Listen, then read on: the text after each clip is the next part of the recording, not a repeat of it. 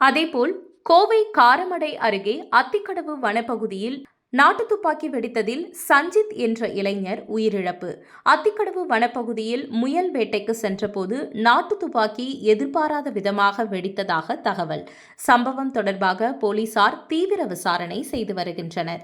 உயிரிழந்த சஞ்சித்தின் நண்பர்கள் தலைமறைவானதாக தகவல்.